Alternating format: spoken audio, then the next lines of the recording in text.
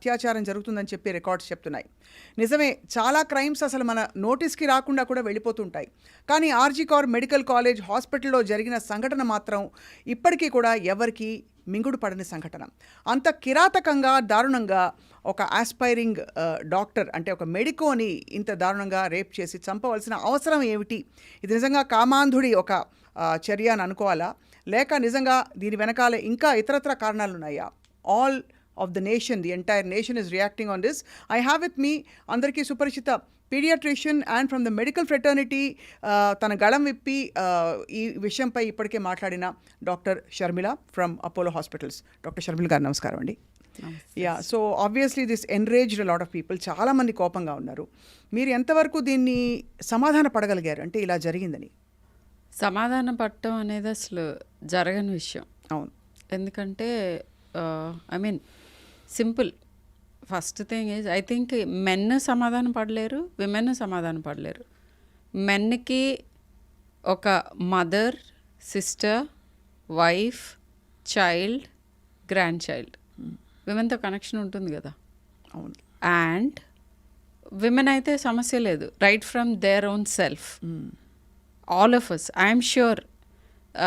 Swapna, if I can take the liberty, మీరు what is your first reaction?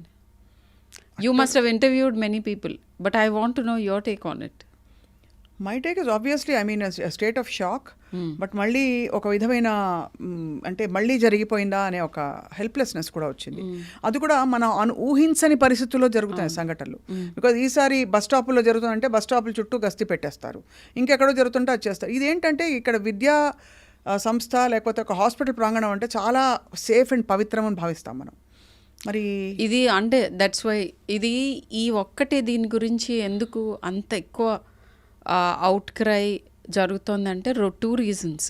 ఒకటి ఏంటంటే, అంటే ఇది అభయ అంటున్నారు, ముందు నిర్భయ ఏం జరిగింది, అప్పటికి ఇంకా ఒక చిన్న వాయిస్ పక్క నుంచి అనే ఆస్కారం ఉంది నిర్భయ గురించి. ఏమన్నారంటే, ఆ టైంలో అర్ధరాత్రి బస్సులో ఎవరికి చెప్పకుండా ఒంటరిగా అని కొన్ని స్టీరియోటైప్ చేశారు, కొన్ని కమెంట్స్ వచ్చినాయి. దీనికి ఏమనగలరు? సమాధానం చెప్తాం. హాస్పిటల్లో డ్యూటీ చేస్తూ ఉండగా డ్యూటీ అవర్స్లో జరిగినది ఇది. అండ్ ఇంతమంది డాక్టర్స్ రోడ్ల మీదకి వచ్చి, డాక్టర్స్ అని అంటే మామూలు కార్మికులు కాదు, బాగా చదువుకుని వాళ్ళు ఐ యామ్ యువర్ సేవియర్ అని చెప్తున్న ప్రాసెస్లో సేవ్ మీ అని అడగాల్సిన పరిస్థితి వచ్చింది. అంటే while I'm trying to save you, right, నాకు మినిమం సెక్యూరిటీ లేకుండా నేను నిన్ను ఎలా సేవ్ చేస్తాను? The most important, if I can call it, commodity health ప్రొవైడర్స్కే వాళ్ళ ఓన్ సెక్యూరిటీ, హెల్త్ సంగతి వదిలేయండి, బేసిక్ హ్యూమన్ సెక్యూరిటీ అంటే I have a right to live, I have a right to live respectfully. మీరు ఆ రెండోది వదిలేసిన ఫస్ట్ ఇది రైట్ టు లివ్ కూడా లేదు కదా ఇప్పుడు. అవును, అది కూడా నేను పనిచేస్తున్న ఎన్వైరన్మెంట్లో. ఇంకా ఇంతకంటే అంటే ఇంకా రేపు ఇంటి లోపలికి వచ్చి కూడా ఇలా ఇంటి లోపలికి వచ్చి చేసినట్టే కదా, అది నాకు ఇంటితో సమానం. నేను 36 hours అక్కడ ఉన్నాను అని అంటే probably average of a week చూసుకుంటే పోస్ట్ గ్రాడ్యుయేట్ డాక్టర్ ఇంట్లో ఉన్న టైం కంటే హాస్పిటల్లో ఎక్కువ టైం ఉంటారు. అవును. సో మరి అక్కడ సెక్యూరిటీ లేకపోతే ఏంటన్నట్టు. కరెక్ట్. అది నెంబర్ 1. నెంబర్ 2 ఈజ్, అంటే పర్సనల్గా if I have to say what I felt, దీని మూలన నాకు అనిపించింది ఏంటంటే, ఓవరాల్గా మొత్తం అంతా ఇనీషియల్ రియాక్షన్ ఏంటంటే ఓ మై గాష్ అని. ఎట్ అగైన్ మీరు అనుకున్నట్టే మళ్ళీ ఇంకోటి, అమ్మో ఇంత భయంకరంగానా, ఇవన్నీ నార్మల్గా అందరికీ అనిపించేవి. బట్ ఇవన్నీ క్లోజ్గా ఫాలో అవుతూ వెళ్తూ ఉంటే ఐ థింక్ అందరం మనం రియాక్ట్ అవ్వాల్సిన అవసరం ఎందుకుందంటే, ఆవిడ డాక్టర్ అనో లేకపోతే ఒక ఆడామెకి జరిగిన దీని గురించి కాదు. డెఫినెట్గా కాస్తో కోస్తో దీన్ని ఫాలో అవుతున్న వాళ్ళకి నార్మల్ ఐక్యూ ఉంటే చాలు, అర్థమవుతుంది ఇది ఒక మనిషి ఇంకొక మనిషి మీద చేసిన దాడి కాదు, ఒక వ్యవస్థ, 2-3 వ్యవస్థలు కలిసి మన అంటే ఇక్కడ ఒక అమ్మాయిని షోకేస్ చేస్తున్నారు కానీ 2-3 వ్యవస్థలు చాలా ఇంపార్టెంట్ వ్యవస్థలు మన కంట్రీలో ఉన్నవి సరిగ్గా ఫంక్షన్ అవ్వట్లేదు. అది ఇవాళ అక్కడ జరిగింది, కానీ రేపు ఇలాంటి మాల్ ఫంక్షన్స్ తొందరగా ఎగ్జాంపుల్ కింద తీసుకుని మెల్లగా మొత్తం కంట్రీని ఎన్గల్ఫ్ చేస్తాయి. కరెక్ట్. ఇక్కడ ఇంకొక విషయం చెప్పాలి నేను, అంటే ఇది స్ట్రాంగ్ వర్డ్ అనిపిస్తుందేమో కానీ this is like a black mark and threat to our national security. ఎందుకంటున్నానంటే ఇది ఇంకా నేషనల్ సెక్యూరిటీ అని అంటే ఎందుకు అంటున్నానంటే అంత పెద్ద వ్యవస్థల అంత చిన్న భిన్నం అయిపోతే ఆబ్వియస్గా మనందరం సెక్యూర్ కాదు కదా. ఇంకా నేషనల్ సెక్యూరిటీ అంటే ఒక గన్ను పట్టుకుని బార్డర్లో ఎవరో ఒక సోల్జర్ మన మీద ఇన్వైట్ చేసి మనం చంపటం ఒక్కటే కాదు, మన మధ్య లోపల సమాజంలో నుంచి ఇది ఇంకా చాలా కష్టమైన వార్. అవును, ఫైట్ చేయటానికి ఇది చాలా కష్టమైన వార్. ఎందుకంటే మన పక్కనే మనతోనే ఉంటూ మనందరినీ ఎఫెక్ట్ చేసే విషయం ఇది. ఇక్కడ కోర్స్ చాలా యాంగిల్స్ నుంచి వచ్చిన ఇన్ఫర్మేషన్ ఒక విధమైన ambiguity and also lack of transparency వల్ల చాలా విషయాలు కథలు అల్లుకుంటున్న పరిస్థితులు వస్తున్నాయి. But course one of the very కొట్టొచ్చినట్టు కనిపించే విషయం, కేవలం ఒక కామాంధుడు రేప్ చేయడానికి వచ్చి లేకపోతే ఆ క్షణంలో బలహీన క్షణంలో చేసిన సంఘటనగా ఇది కనిపించట్లేదు. దానికి కారణం మొదట ఇమీడియట్గా 150 ml ఆఫ్ స్పర్మ్ ఉంది, ఒకళ్ళు కాదు ఇంకా ఎక్కువ మంది ఉన్నారనే ఒక ఇది. రెండోది సీసీటీవీ ఫుటేజ్లో అసలు ఎవరూ కనిపించలేదు, ఒకళ్ళే కనిపించారని ఇంకోటి, అంటే అంతకుముందే లోపల మిగతా వాళ్ళు దాక్కుని ఉన్నారా అనే క్వశ్చన్ ఒకటి. మూడోది ఒక మాజీ ప్రిన్సిపల్ ఇన్వాల్వ్మెంట్, ఆయన కరప్షన్ ఛార్జెస్ ఒకటి. నాలుగోది అసలు ఇంత కిరాతకంగా అమ్మాయిని హతమార్చాల్సిన అవసరం, అంటే ఎంత రెసిస్టెన్స్ ఉంటే అలాంటి గాయాలు ఉంటాయి. వీటికి సమాధానాలు లేవు. మీరు ఒక మెడికల్ ప్రొఫెషనల్గా చెప్పండి షర్మిల గారు, తన కేసు ప్రైమా ఫేసి చూస్తే మీకు ఏమనిపిస్తుంది? ఆబ్వియస్లీ వెల్ ప్లాన్డ్ ఇది, వెల్ ప్లాన్డ్ కాబట్టే FIR happened so many hours after the death. Right. First information to the పేరెంట్సే చాలా ఉల్టా పుల్టా. అవును. From the hospital. That never happens in a hospital. ఇప్పుడు హాస్పిటల్ ఏదో మెడికల్ కాలేజ్లో ఉన్నప్పుడు, నేను చదువుకుంటున్నప్పుడు పిల్లలు మేము హాస్టల్లో ఉన్నాం, హాస్టల్లో ఎవరికో ఒంట్లో బాగాలేదు, ఫోన్ కాల్ వెళ్తుంది, చెప్తారు మీ పాపకి ఒంట్లో బాగాలేదు లేకపోతే మీ అమ్మాయికి ఒంట్లో బాగాలేదు, వెల్ అహెడ్ చెప్తారు. హాస్పిటల్లో డ్యూటీలో ఉండి కపుల్ ఆఫ్ అవర్స్ ముందే వాళ్ళ పేరెంట్స్తో మాట్లాడి ఒంట్లో బాగాలేదు, వితిన్ మినిట్స్ సూసైడ్ అనేది ఆ మాట అనకుండా ఉంటే మీరు త్వరగా రావాలి, there is something very bad news for you అని చెప్పటం వేరు. సూసైడ్ అని అన్నారు ఎవరైతే హాస్పిటల్ అథారిటీస్ అంటే ఏదర్ డాక్టర్స్ ఉంటారు లేదా మెడికల్ ప్రొఫెషన్లో ఇన్వాల్వ్ అయిన వాళ్ళే. వాళ్ళంతా బుర్రలేని వాళ్ళైతే కాదు కదా, అంటే చూస్తే తెలిసిపోతుంది కదా ఇక్కడ ఇంజరీస్ అయ్యాయి అని చెప్పి. అంటే పని కట్టుకుని ఒక అబద్ధం చలామణి చేసే ప్రయత్నం చేశారు, అక్కడి నుంచి అనుమానాలు మొదలయ్యాయి. ఇంకా అంతే, అదే that is the start and end of the whole thing. ఇప్పుడు ఇంకొకటి అడుగుతాను, అంటే మామూలుగా అసలు మెడికల్ నైట్ డ్యూటీస్ చేసేవాళ్ళు ఇలా సెమినార్ హాల్కి వెళ్ళి రెస్ట్ తీసుకోవడం అనే ఒక ఈ ఈవెంట్ ఏదైతే ఉందో, is that normal? See I will tell you something. ఇప్పుడు government medical colleges best colleges in the country to learn, ఎందుకంటే immense amount of material to learn. కానీ ఈ ఎమ్యూనిటీస్ ఫర్ డాక్టర్స్ కానీ ఇన్ఫాక్ట్ ఫర్ పేషెంట్స్ కూడా they are not the best ones. దాని గురించి మనం పెద్ద దాచుకోవాల్సింది ఏం లేదు ఇక్కడ. సో ఒక ప్రాపర్ డ్యూటీ రూమ్ ఉండి ప్రాపర్ డ్యూటీ రూమ్స్లో ఈ అవర్స్లో మీరు హ్యాపీగా పడుకోవచ్చు, ఇలాంటి పరిస్థితి ఎప్పుడూ లేదు. అవును, ఎప్పుడూ లేదు. సో ఎక్కడ ప్లేస్ కనిపిస్తే అక్కడ పడుకోవటమే, ఎక్కడ ప్లేస్ కనిపిస్తే అక్కడ కూర్చోవటమే. రైట్. బేసిక్ శానిటరీ బాత్రూమ్సే ఉండవు. అవును, బాత్రూమ్స్ లేని చోట్ల నీకు బెడ్లు, హ్యాపీగా నిద్రలు, ఇవన్నీ అసలు out of question. So seminar రూమ్లో పడుకోవటం అని అంటే మరి 36 గంటల తర్వాత కూర్చుని ఎక్కడో చోట గోడన అనుకుని కూడా నిద్రపోగలరు. That such things do happen. ఇది అడగడానికి కారణం ఏంటంటే సెమినార్ హాల్కి వెళ్ళడం అన్నది అనుకోకుండా వెళ్ళి అక్కడ ఇరుక్కుపోయిన సంఘటనగా అనిపిస్తోందా? అంటే ఆల్రెడీ కొంతమంది అక్కడ ఉండడము, లేకపోతే ఒకళ్ళే ఉండడము, ఒకళ్ళు ఫాలో అవ్వడము, అండ్ ఆ తర్వాత శవమై దర్శనం ఇవ్వడం నెక్స్ట్ మార్నింగ్ ఆవిడే. దాన్ని హౌ డు యూ పీస్ నాకు అంటే like about this case in particular అయితే ఈచ్ వన్ థింగ్ ఆబ్వియస్గా నేను I'm not an investigative person or anything like that, but ఒక చోట బేసిక్గా అది ప్రీ ప్లాన్డ్ అని తెలిసే థింగ్స్ చాలా జరిగినాయి.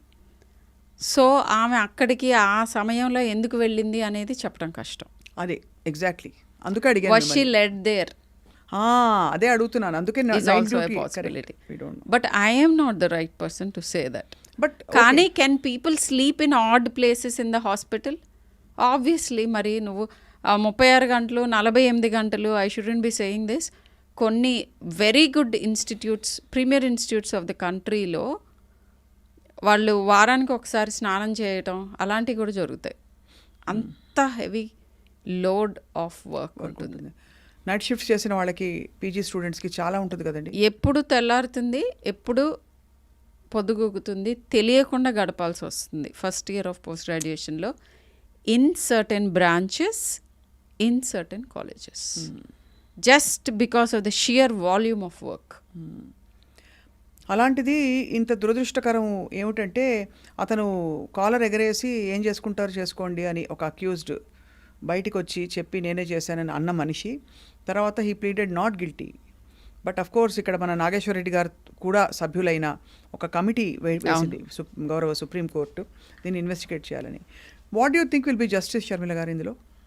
I don't think, I mean, anyone can give justice for what happened. Yes, అంటే జస్టిస్ ఎప్పుడు అంటే when will probably her soul rest in peace అని అడిగితే దీని మూలంగా significant amount of what you say amenities పెంచితే అంటే బెటర్ ప్లేసెస్ టు వర్క్ అనేవి ప్రొవైడ్ చేయగలిగే లాస్ కానీ సీరియస్ డెసిషన్స్ కానీ జరిగితే మెడికల్ ఫ్రెటర్నిటీ వరకు, బికాజ్ ఇది మెడికల్ ఫ్రెటర్నిటీ కేసు లాగా చూస్తున్నారు. When in fact I don't agree to that. ప్రతి విమెన్కి సెక్యూరిటీ రిస్క్ ఉంది, అది అందరికీ తెలిసిన విషయమే. పర్టికులర్లీ నీ వర్క్ ప్లేస్లో అది కూడా ఇలాంటి ప్రొఫెషన్ చేస్తున్న ఒక మహిళకి జరిగింది అని అంటే ఆవిడ death at least doctors basic amenities అంటే గవర్నమెంట్ హాస్పిటల్లో పనిచేస్తున్న నేనైతే పిల్లలనే అంటాను. She's a 30-year-old. But government medical college enter అయ్యేటప్పుడు మా వయసు it will be 17-18. Back in those days it was 17, ఇప్పుడు 18 years. పసిపిల్లలు నాకైతే. అవును 18 years. 18 years ఏజ్లో ఆ కాలేజ్లోకి ఎంటర్ అవుతూ ఆల్మోస్ట్ అంటే చాలా ఫ్యాకల్టీస్ డెవలప్ అవ్వవు స్వప్న. మాకు ఇంటెన్సిటీ ఆఫ్ వర్క్ ఎట్లా ఉంటుందంటే బేసిక్ అందరికీ ఉన్న కొన్ని డిఫెన్సెస్ కూడా చాలామంది మెడికల్ పీపుల్కి ఉండవు 35 ఏళ్ళ లోపు. ఎందుకంటే ఇంటెన్స్గా 16 గంటలు చదవటం వర్క్ చేయటం ఈ రెండింటి మధ్యలో షిఫ్ట్ అవుతూ ఉంటుంది బ్రెయిన్. సో మిగతా సోషల్ స్కిల్స్ చాలా వరకు డెవలప్ అవ్వవు. అవన్నీ డెవలప్ అయ్యి ఉండుంటే maybe this doctor in question ఎక్కడ ధిక్కారం చూపించకూడదు అనేది ఆవిడికి తెలిసి ఉండేదేమో. అవును. With this I think I rest my case. You rest your case and but tell me this. కానీ దీని మూలంగా ఇప్పుడు నిర్భయ మూలంగా ఎవరు లాస్ వచ్చాయి, అలానే ఈ అవుట్రోర్ మూలాన మేబీ ఇంకా కొంతమంది ఇలాంటి పరిస్థితిలో పడకుండా మనకి గనక లాస్ ఏమన్నా మార్చినా మెడికల్ కాలేజీల్లో కానీ డాక్టర్స్కి కానీ వైలెన్స్ వాళ్ళ మీద చూపించకుండా ఉండటానికి ఏమన్నా మార్పులు చేసినా right I think that is justice. కానీ నిజంగా ఇది ఒక డెటరెంట్ కాకూడదు. ఫర్ ఎగ్జాంపుల్ అమ్మాయిలు మెడికల్ కాలేజ్ అంటేనే కొంచెం రఫ్ లైఫ్ అని తెలుసు అందరికీ. ఆడపిల్లల్ని పంపించడానికి జంకుతారు. But we have some fabulous doctors in the country like we have you and we have so many other people. ఇప్పుడు ఈ ఇన్సిడెంట్ తర్వాత ఏం జరుగుతుందా అని హాస్టల్స్కి పంపించడానికి అమ్మాయిల్ని ఒకటి. రెండోది గొంతెత్తి ప్రశ్నించమని మనం చెప్తాం. ఎవరు ఏం ప్రశ్నిస్తే ఎలాంటి సంఘటనలకి దారి తీస్తుందో తెలియని ఒక నార్మల్ బేసిక్ సేఫ్టీ కూడా లేని ఎన్వైరన్మెంట్. అంటే ఒక 10 మంది అమ్మాయిలు బలైపోతే ఒక 2 చట్టాలు వస్తున్నాయి. అవి అమలు చేయడానికి ఇంకో 20 మంది బలవాల్సిన పరిస్థితి లేదు. 10 మంది విజిబుల్గా బలైతే అది ఇన్విజిబుల్. ఇప్పుడు ఈవిడది it became big. Thanks to social media, thanks to many things. కానీ ఇంకా కూడా చాలామంది చాలా రకాలుగా మొలెస్ట్ అవుతున్నారు, రేప్ అవుతున్నారు, వయలెన్స్ చూపిస్తున్నారు. నేను ఇక్కడ ఉంటే ఆడపిల్లలు అనేది చెప్పే అనను, మగపిల్లల మీద కూడా జరుగుతున్నాయి. కానీ రిలేటివ్లీ మనకి ఆడపిల్లల మీద డెఫినెట్గా ఎక్కువ జరుగుతున్న మాట వాస్తవం. డెఫినెట్గా అండ్ నిజంగా గుండె తరుక్కుపోతుంది డాక్టర్ షర్మిల. ఆ అమ్మాయి వాట్ ఎవర్ నంబర్ ఆఫ్ ఎన్ని మినిట్స్ జరిగిందో అది whole thing before she gave her last breath after fighting, గుండె తరుక్కుపోతుంది to imagine what she would have done. అంటే అవన్నీ నేను చదివితే లైక్ పోస్ట్ మార్టం రిపోర్ట్ కానీ which also I think is modified. But ఏమైనా ఉండేది పోస్ట్ మార్టం రిపోర్ట్లో? అంటే మల్టిపుల్ ఒక 14 to 16 ఇంజురీస్ ఉన్నాయి. అంటే ఒకే ఒక్క సెంటెన్స్లో చెప్పాలంటే ఈ 2 టెంపుల్స్ మీద తప్ప, ఈ ప్లేస్ తప్ప అన్ని చోట్ల ఇంజురీస్ ఉన్నాయి. ఈ ప్లేస్లో లేకపోవడాన్ని అంటే వాట్ యు సీ? అంటే వాళ్ళకి ఇంకా ఎలా డిస్క్రైబ్ చేయాలో తెలియక ఎక్కడ లేవని వెతికినట్టున్నారు, ఎక్కడ ఉన్నాయి అన్నకంటే. That is the sad thing. కానీ అదే ఇక్కడ ఉన్నది ఇక్కడ ఉన్నది ఇక్కడ ఉన్నది అని చెప్పుకుంటూ పోతే అన్ని చోట్ల ఉంది. సో ఎక్కడ లేదు అని చెప్పాలని అంటే ఓకే ఇక్కడ ఒక చోట లేదు అని ఎక్కడ కాస్త భూతద్దం వేసుకుని వెతికితే వాళ్ళకి ఒక చిన్న స్పేస్ దొరికినట్టు. ఖచ్చితంగా ఎవరో కసితో హర్ట్ చేయాలి, హార్మ్ చేయాలని చేసిన క్రైమ్ గానే ఇది. హర్ట్ అండ్ హార్మ్ ఒక్కటే కాదు, they wanted to give a message to many people at large. అది that is what actually makes me feel very, I would say frightened, sad and hopeless.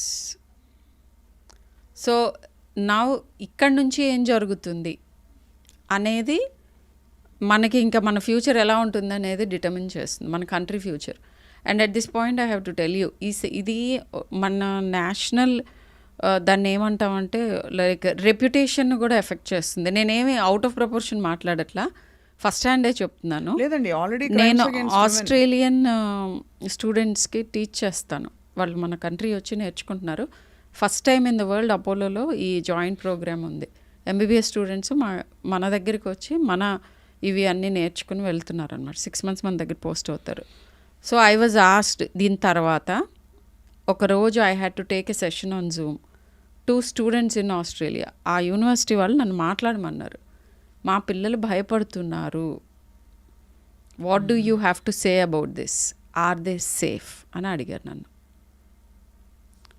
So this is a reflection of what will happen to the country. నేను ఇందాక అన్నది ఇది ఒక isolated incident కాదు. So ఆ తర్వాత ఏం చేస్తారు, ఇదే ఇంటర్నేషనల్ మీడియాలో మాట్లాడుతున్నారు. మాట్లాడిన దగ్గర నుంచి అందరూ గూగుల్ చేయటం మొదలు పెడతారు. ఇండియాలో విమెన్ సేఫ్టీ గురించి గూగుల్ చేస్తూ ఉంటే ఆబ్వియస్గా మనం అన్నీ బయటకు వస్తాయి. అండ్ ఈ 16 సెకండ్లు సరిపోదు, ప్రతి 16 ఇది క్రైమ్ రికార్డ్స్ చెప్తున్న ఇదనమాట. 2022లో లాస్ట్ క్రైమ్ రికార్డ్స్ ఉన్నాయి, అవే పెథటిక్గా ఉన్నాయి. సో 50 ఆల్మోస్ట్ లైక్ 54 కేసులు per every hour or something like that registered. ఇంకా అన్రిజిస్టర్డ్ ఎన్ని ఉంటాయో కష్టం. So that is very sad. And ఇది కనుక if this is the sacrifice that, అంటే ఇంత జరిగితే నన్నా ఏమన్నా చేంజ్ అవుతుందా లేదా ఇది ఇంకా జరగాల, ఐ డు నాట్ నో. నేను చెప్తాను అని అంటే again as a paediatrician if I have to talk about this, పిల్లలతో టచ్లో ఉండండి, కాన్స్టెంట్గా మాట్లాడుతూ ఉండండి. అండ్ వాళ్ళకి ఏ రకమైన ఆందోళనకు గురవుతున్నారు, ఏంటి అబ్జర్వేషన్స్ అనేవి వినండి. ఇక్కడ I will tell you something very interesting. Neuro సైన్స్లో చాలామంది అడుగుతూ ఉండుంటారు స్వప్న మిమ్మల్ని, కాన్స్టెంట్గా నన్ను పేషెంట్స్ అడిగే క్వశ్చన్ ఏంటంటే, మా పిల్లలు మేము చెప్పింది వినట్లా. This is the constant complaint. So I'm sure every parent will say this at some point, అబ్బా ఏం చెప్పినా వినరు వీళ్ళు. సో వినాలి అంటే ఏం చేయాలని అడుగుతారు, అడగరు చాలామంది. ఇన్ఫ్యాక్ట్ వాళ్ళ ఓన్ డివైస్ చేస్తూ ఉంటారు. 2 పాయింట్లు చెప్తాను ఇక్కడ. ఏమిటి అని అంటే 20 నిమిషాల పాటు ఎవ్రీడే, ఈ నంబర్స్ అన్నీ నేను ఫ్యాబ్రికేట్ చేసినవి కాదు, ఇది స్టడీస్ తర్వాత చెప్పినాయి. అట్లీస్ట్ 20 minutes ఎవ్రీ డే మీ పిల్లలతో మీరు స్పెండ్ చేయాలి, అది ఫస్ట్ రూల్. సెకండ్ రూల్, ఆ 20 నిమిషాలలో మీరు చెయ్యకూడనివి కొన్ని ఉన్నాయి. ఏమిటి అని అంటే ఒకదాని తర్వాత ఒకటి క్వశ్చన్లు వేయటం, రెండోది వాళ్ళు చెప్పే వాటన్నిటికీ మీ అభిప్రాయాలు ఇమ్మీడియట్గా చెప్పేసేయటం, అండ్ భాషణలు ఇవ్వటం. ఈ 3 చేయకుండా 20 నిమిషాలు స్పెండ్ చేయండి. ఈ 3 తర్వాత ముందో ఇంకెప్పుడోనో చేసుకోండి. ఒక 20 నిమిషాలు just hear, listen. 20 minutes of active listening. ఇది రిలేషన్షిప్స్ని బిల్డ్ చేస్తుంది. యాక్టివ్ లిజనింగ్ అంటే ఏమిటి అని అంటే, నాకు ఈ 20 minutes నేను నీతోనే ఉంటా. మీకు తెలిస్తే కనుక వాళ్ళకి ఇష్టమైనది పని ఏంటి అనేది చైల్డ్ ఏజ్ బట్టి డిఫరెంట్గా ఉంటాయి. ఆ యాక్టివిటీ అన్నా చేయొచ్చు. లేదా జస్ట్ కూర్చోండి, వాళ్ళని కబుర్లు చెప్పమనండి. That's it. వినండి.